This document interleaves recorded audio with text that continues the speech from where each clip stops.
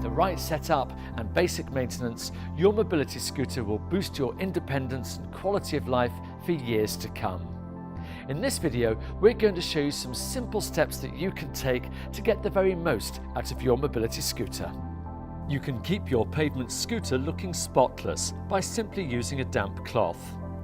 Take extra care to remove any debris from the tyres, as this can cause discomfort on long journeys.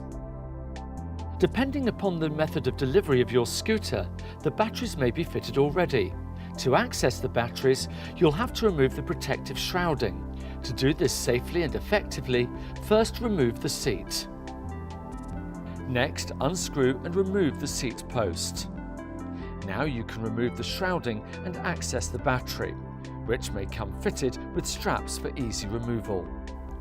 The freewheel lever is located at the rear of the scooter. With the freewheel lever in neutral, you'll be able to move the scooter when it's switched off. Before switching the scooter on, ensure the freewheel lever is in the drive position. To adjust the width of the armrests, first loosen the screw at the back of the seat.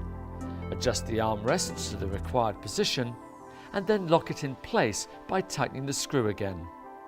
Underinflated tyres can cause problems in Pavement and 6 to 8 mph mobility scooters. Check the tyre pressure regularly and re-inflate if necessary. Adjust the height of the seat by first loosening the screw, then removing the pin, and then raising or lowering the seat post. Then align the pin with the hole before tightening the screw again.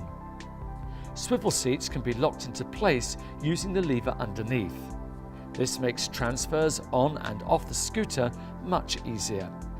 Just re-engage the lever to rotate the seat to a driving position. The tiller bar can also be adjusted. Simply loosen the screw, position the tiller bar, and tighten the screw securely again.